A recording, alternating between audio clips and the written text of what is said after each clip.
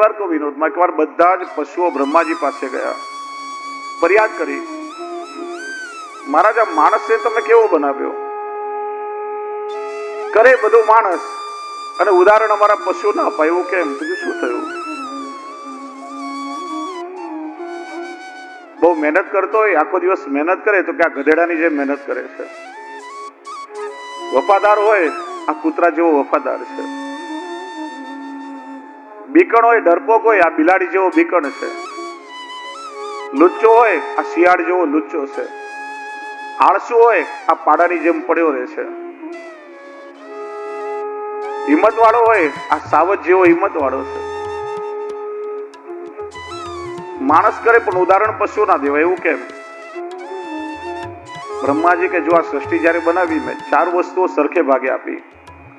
આહાર, નિદ્રા, ભય, મૈથુનં ચ સામાન્ય મેતદ પશુભી નરાણામ. આહાર એટલે પેટ ભરવાની વૃત્તિ. પશુ આખો દિવસ રખડે, ચરે, કોઈને કોઈ રીતે પોતાનું પેટ ભરી લે. એ માણસ પણ સવારથી સાંજ સુધી બધો પરિશ્રમ પેટ ભરવા માટે જ કરતો હોય છે. ભગવાને બધાને વ્યવસ્થા કરી આપી છે. સવારે બધા ભૂખ્યા જાગે પણ રાત્રે કોઈ ભૂખ્યા સૂતા નથી. કોઈને કોઈ રીતે બધા પેટ ભરી લે. બીજું, થાકીને પશુઓ ક્યાંક વિશ્રામો શોધે. એ માણસ પણ થાકે, પરિશ્રમ કરીને પછી નિદ્રાધીન થાય. નિદ્રા સહેજ વસ્તુ છે. અને આજની ભાષામાં કહું તો માણસની સૌથી વધારેમાં વધારે પ્રિય વસ્તુ કઈ? તમને પૂછે તમારી સૌથી વધારે પ્રિય વસ્તુ કઈ, તો માણસ કહેશે કે નીંદર, ઊંઘ. કેમ કે નિદ્રા એવી વસ્તુ છે, I want no body and I want nothing. માણસને જયારે ખૂબ ઊંઘ આવતી હોય ને, ત્યારે પ્રિયમાં પ્રિય વ્યક્તિ પાસે બેઠવું હોય ને તો એ ના ગમે. ભાઈ હવે ઊંઘવા દે ને મને. તમારી પ્રિય વસ્તુ પાસે હોય ને તો એમાં મન ના લાગે. ઊંઘ સિવાય માણસને વધારે કઈ ના ગમે, સૌથી પ્રિય વસ્તુ. ત્રીજી વસ્તુ છે ભય. દરેકને પોતાનાથી બળવાનનો ભય સતાવે. ભવિષ્યનો ભય સતાવતો હોય. આપણી ભાષામાં કહીએ ને તો નો ભય. ખબર નથી આપણને શું થવાનું છે, ભવિષ્યની કોઈને ખબર ના પડે, છતાંય લોકોને ભય સતાવે. શેર બજારમાં ઇન્વેસ્ટમેન્ટ કર્યું, ભાવ નીચા જશે તો? દુકાનની એક નવી ફ્રેન્ચાઇઝ ખોલી, વેપાર સરખો નહીં ચાલે તો? દીકરાના લગ્ન હોશે હોશે લાખો રૂપિયાનો ખર્ચો કરીને કર્યા, પણ વહુ અમારા કયામાં નહીં રહે તો? 10 તોલા સોનું ખરીદ્યું, હવે ભાવ ઊંચા નહીં જાય તો? આ તોનો ભય બધાને સતાવે, ભવિષ્યનો ભય. આમ ઘણી વાર કહું, એક દીકરીના લગ્ન થયા, પરણીને સાસરે ગઈ, 1.5-2 મહિના પછી પિયરે રોકાવા આવી. આમ હતી તો એવી ને એવી, પણ દરેક માને એવું લાગે ને મારી દીકરી સુકાઈ ગઈ છે. ખરેખર સુકાઈ ના હોય, વધી ગઈ હોય, પણ માને એવું લાગે સુકાઈ ગઈ. પૂછ્યું, બેટા કેમ સુકાઈ ગઈ? સાસરામાં કઈ તકલીફ છે? સાસુ સસરામાં તને કઈ સતાવે? ના મમ્મી, સાસુ સસરા તો મા બાપ જેવા મળ્યા, મને બહુ હાલ કરે. તારા હસબન્ડ બરાબર નથી? પતિનો કઈ ત્રાસ છે? અરે મમ્મી, મારા પતિ તો બહુ પ્રેમાળ છે, હું જેમ કહું એ બધું કરે. બેટા સુકાઈ કેમ ગઈ? મમ્મી, એક વસ્તુનો ડર મને લાગે, સવારે મારા પતિ જાગે, ચાલ જલ્દી જલ્દી ચા મૂક, નહીં તો મને બીક લાગે શું કરશે. ચાલ નવાનું ગરમ પાણી મૂક, નહીં તો.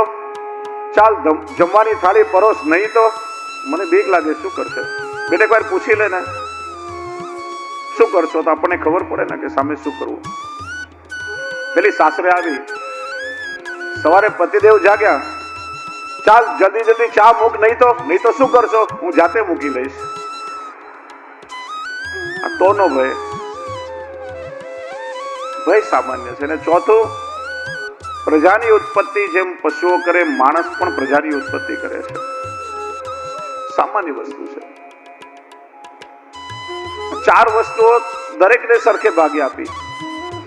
પણ ધર્મો હિ એકો અધિકો વિશેષ ધર્મેણ હિના પશુભિ સમાના. ધર્મ નામનું પરિબળ કે છે મેં કેવલ મનુષ્યને આપ્યું છે, કારણ કે મનુષ્યને મેં વિવેક બુદ્ધિ આપી છે. બુદ્ધિથી માણસ વિચારશીલ છે. કઈ પણ વસ્તુ સમજવાનો વિવેક કેવલ મનુષ્યમાં હોય.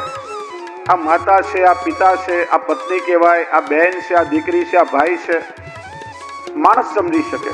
અન્ય કોઈ યોનિના જીવમાં વિવેક ના હોય. મનુષ્ય થઈને જે ધર્મનું આચરણ ના કરે, જે પોતાના ધર્મને ચૂકી જાય, ધર્મેણ હિના પશુભિ સમાના. એમાં ને પશુમાં કોઈ ફરક નથી, બાકીની ચાર વસ્તુઓ સરખી જ છે. એટલે જેટલો સમય ધર્મની સાથે જોડાયેલા રહ્યા એટલો સમય વાસ્તવિક જીવન જીવ્યા એમ કહેવાય. ખાલી શ્વાસ લેવો એટલું જીવવું નથી. ધર્મ કોને કહેવાય?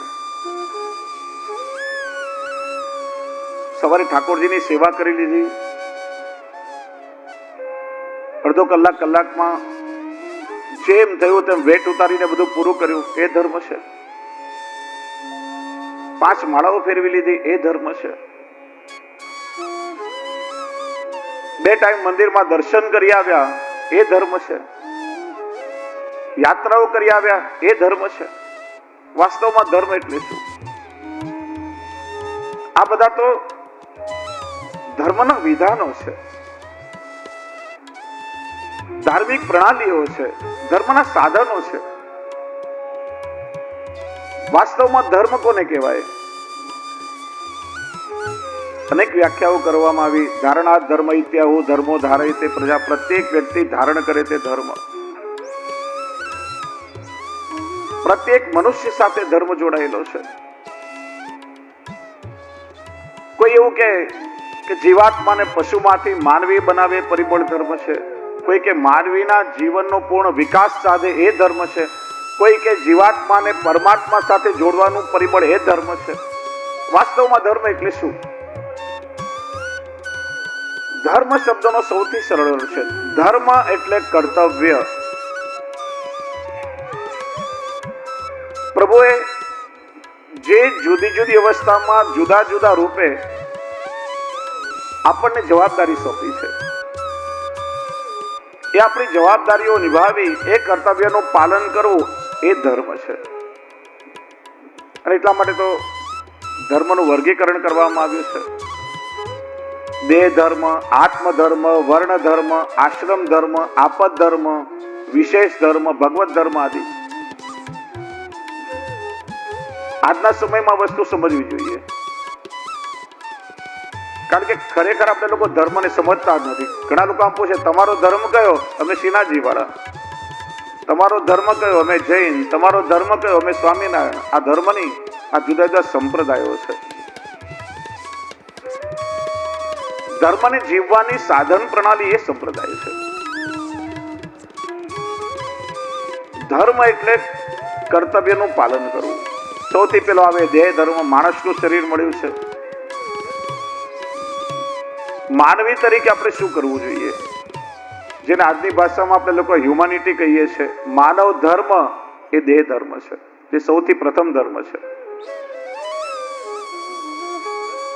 હું તો ઘણી વાર કહું કે માનવતા જ આપણામાં ના આવી હોય તો વૈષ્ણવતા ક્યાંથી આવે? વૈષ્ણવ પછી તમે બની શકો. સૌથી પહેલા એક સારા માણસ તો બનો. અને મજાની વાત તમે જુઓ, કોઈ પશુને ના કહેવું પડે પશુ થા, એ તો પશુ હોય જ, સ્વભાવથી જ હોય. કૂતરાને ના કહેવું પડે કૂતરો થા, હોય જ. બિલાડીને ના કહેવું પડે બિલાડી થા, પણ માણસને વારે ઘડીએ કહેવું પડે કે માણસ થા. કેમ કે માણસ થઈને પણ આપણે માણસાઈ ચૂકી જઈએ, એટલે કેવું પડે કે માણસ બન. માનવતા ના આવે ત્યાં સુધી વૈષ્ણવતા તો કોસો દૂર છે આપણાથી. પહેલો ધર્મ છે માનવ ધર્મ. મનુષ્ય તરીકે શું જવાબદારી છે? ત્યાર પછી આવે આત્મ ધર્મ, કારણ કે આ એક માત્ર શરીર સાધન છે જેનાથી તમે આત્મકલ્યાણ કરી શકો. અને માટે કોઈ એક સંપ્રદાયની પરંપરાથી દીક્ષિત થઈ એ કંઠી બંધાવી અને ઈષ્ટ પ્રાપ્તિના આપણા લક્ષ્ય માટે આપણે એ માર્ગ પર પ્રસ્થાન કરીએ છીએ. અથવા તો ધર્મ જિજ્ઞાસા, જે પરંપરામાં તમારી રુચિ છે.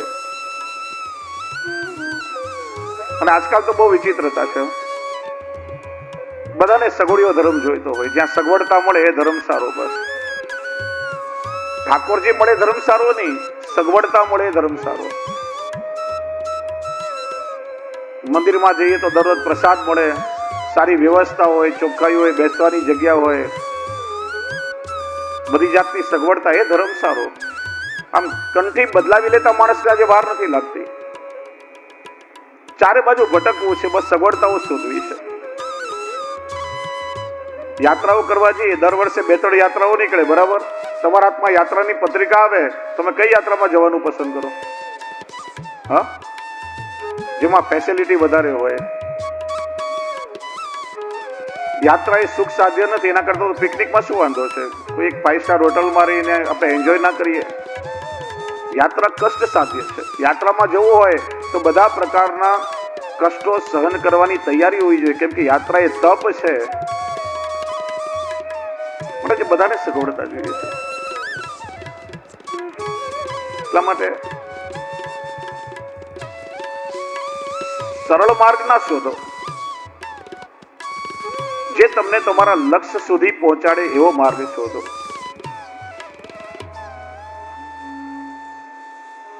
જે માર્ગમાં રુચિ છે એ વિચારો કે કયા માર્ગથી હું પ્રભુ સુધી પહોંચી શકીશ. અહીંથી અમદાવાદ સુધી જવાના રસ્તા ઘણા બધા હોય, કોઈ લોકલ રસ્તો હોય, કોઈ એક્સપ્રેસ હાઈવે હોય, કોઈ હાઈવે હોય. તમારી રુચિ કયા માર્ગમાં છે જ્યાંથી તમે પ્રભુ સુધી પહોંચી શકો. પુષ્ટિ માર્ગી વૈષ્ણવ છો, બ્રહ્મ સમાન લીધું છે, તો વૈષ્ણવ ધર્મ તમારો આત્મ ધર્મ છે.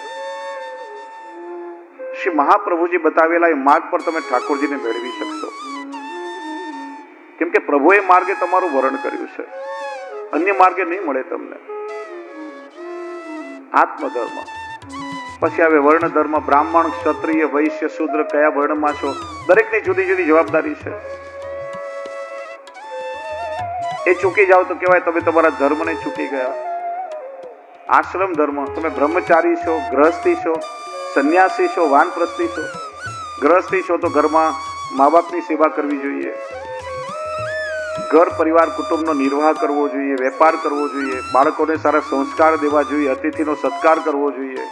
સમાજમાં રહીએ છીએ, સમાજનું ઋણ છે, સમાજની સેવા કરી ઋણ ચૂકવવી, આ બધો આશ્રમ ધર્મ છે આપણો.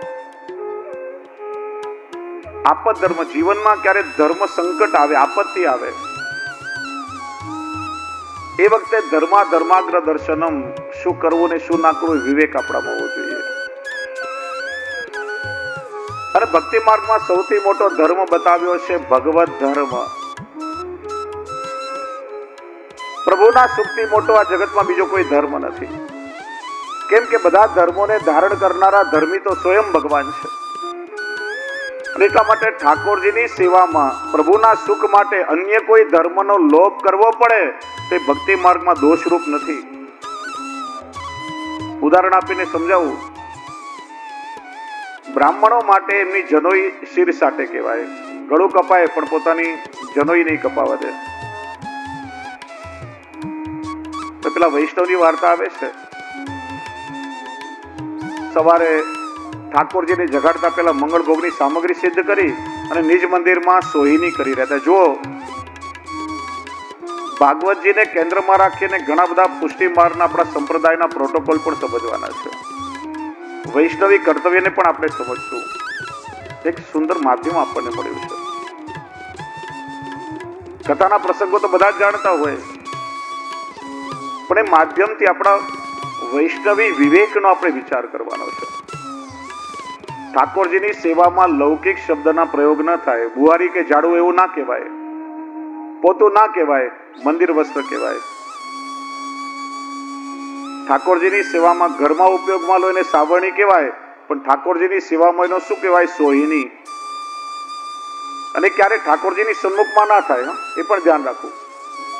પ્રભુને જગાડ્યા પછી કઈ કચરો પડ્યો હોય, સોયની ના થાય, મંદિર વસ્ત્રથી સ્વચ્છ થાય. એ સોયની કરી રહ્યા હતા, દોરી તૂટીને બધી સળીઓ વિખેરાઈ ગઈ. વિચાર્યું કે સામગ્રી સિદ્ધ થઈ ગઈ છે, ઠંડી થશે, ઠાકોરજીને જગાડવામાં વિલંબ થઈ રહ્યો છે, બહાર દોરી ગોતવા માટે નીકળીશ, અપરસ ચોવાઈ જશે, પાછો અપરસમાં સ્નાન કરીને આવીશ, દોરી બાંધીશ, બહુ સમય લાગશે, ઠાકોરજીને પરિશ્રમ થશે. પ્રભુના સુખ માટે પોતાનું જનોઈ કાઢી અને એ સળી પર બાંધી અને ઠાકોરજીના મંદિરમાં સોઈ નીકળી. ત્યાં ભગવત સુખનો વિચાર કર્યો, એટલા માટે એમનો ધર્મ ખંડિત ના થયો. ભગવત ધર્મ માટે અન્ય કોઈ ધર્મનો લોભ કરવો પડે તો એ ભક્તિ માર્ગમાં દોષરૂપ નથી. એટલે સૌથી મોટો કયો છે ભગવત ધર્મ. તો ટૂંકમાં કહું, શું કરવું જોઈએ અને શું ના કરવું જોઈએ, આ વિવેક આપણી અંદર આવે એનું નામ છે ધર્મ. એ માણસ બુદ્ધિથી વિચારી શકે. અને મોટે ભાગે બધા જાણતા હોય છે. નાના બાળકને પૂછો કે આમ કરાય કે ના કરાય, તો એ પણ કહેશે કે આ કરાય ના કરાય. ચલો 2-4 વસ્તુ પૂછું, બધાએ મને સાથે મળીને જવાબ દેવાનો. વચ્ચે વચ્ચે થોડી એક્ઝામ પણ લઈશ તમારી. નિશાળમાં ભલે પૂરી થઈ ગઈ, પણ આપણે આપણા અંતરને ઢંઢોળીએ. કેમ કે ઠાકોરજી સુધી પહોંચવું છે ને. હું તો હંમેશા કહું છું કે કોઈ પણ કથા કે સત્સંગનું આયોજન હોય ને, અમે ખાલી અહીંયા પૂરું કરવા માટે નથી બેઠા કે 3 કલાક થઈ ગયા ને ચાલો પૂરું કર. અમારે તો વૈષ્ણવને ઠેઠ સુધી પહોંચાડવાના છે. એ જવાબદારી શ્રી વલ્લભે સોંપી છે. એક વૈષ્ણવ મારો પ્રભુ સુધી પહોંચે, ઠેઠ સુધી પ્રભુની લીલા સુધી આ વૈષ્ણવ પહોંચે, એ જવાબદારી અમારી છે. એટલે વચ્ચે વચ્ચે પ્રશ્ન પૂછીશ, મને ખબર પડે તમે સાંભળો છો કે નથી સાંભળતા. હું જે પૂછું ને બધાએ મને સાથે મળીને હા કે નામાં જોરથી જવાબ દેવાનો. બ્રહ્મ સંબંધ લીધું છે, બધાએ ગળામાં કંઠી પહેરવી જોઈએ, હા કે ના? ઘરમાં મા બાપની સેવા કરવી જોઈએ, જોરથી બોલો, સંભળાતું નથી. બરાબર. મા બાપને ઘરડા ઘરમાં કાઢી મૂકવા જોઈએ. કોઈ હાથો નથી કહી. ચોરી કરવી જોઈએ, બીજાને દુઃખ દેવું જોઈએ, કોઈ દુઃખીની સેવા કરવી જોઈએ, નિત્ય સત્સંગ કરવો જોઈએ,